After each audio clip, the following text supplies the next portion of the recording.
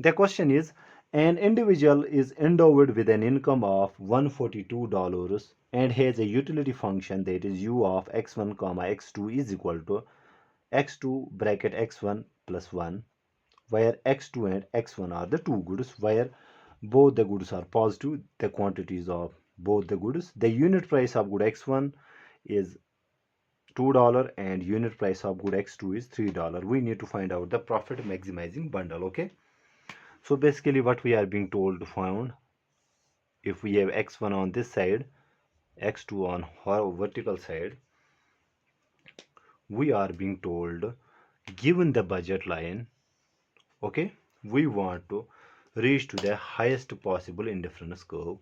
Okay, so highest possible indifference curve will lie where indifference curve and budget lines are, tangent to each other. That means when the slope of the indifference curve is equal to the budget line. And what is the slope of budget line? At this point, slope of the budget line is simply price of good one, or let's write it here, where our MRS is equal to P1 upon P2. MRS means the slope of indifference curve.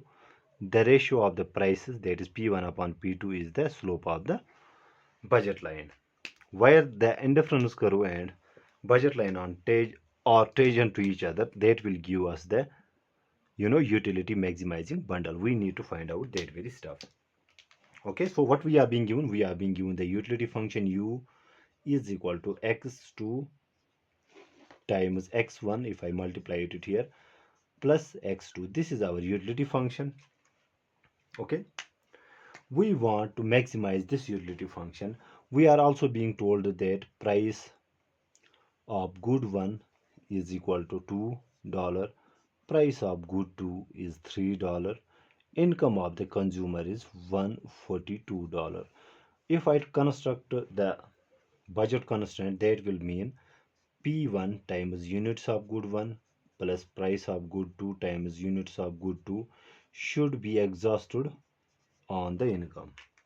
Okay, so total income should get exhausted on these two goods given the prices of these two goods.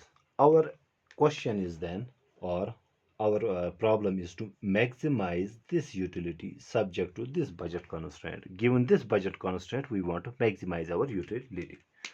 So we know that our first order condition for maximum requires that our MRS should be equal to the ratio of the prices P1 upon P2. This condition, what I am talking about, MRS is simply marginal utility of good x1 divided by marginal utility of good x2 should be equal to the ratio of the prices.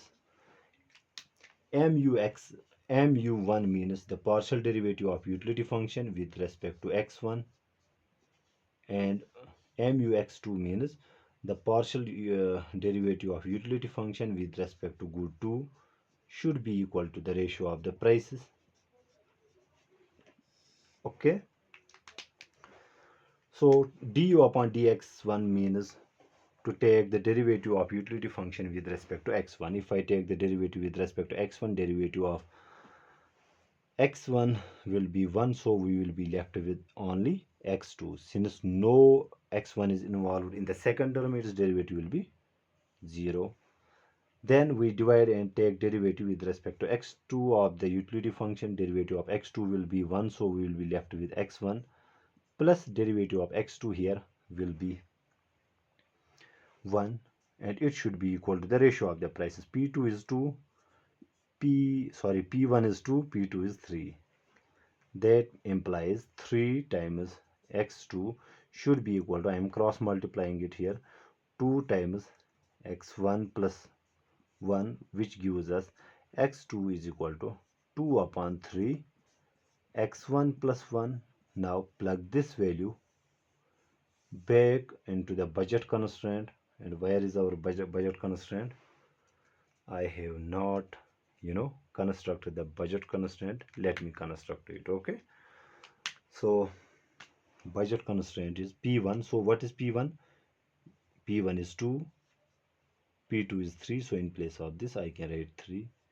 and income is 142. Okay, so हो गया हमारा budget constraint. So in place of x2 we write this expression, that means 2x1 plus 3, the value of x2 is 2 upon 3, x1 plus 1 should be equal to 142.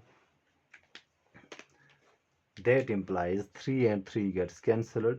We get 2x1 plus, here we get 2x1 plus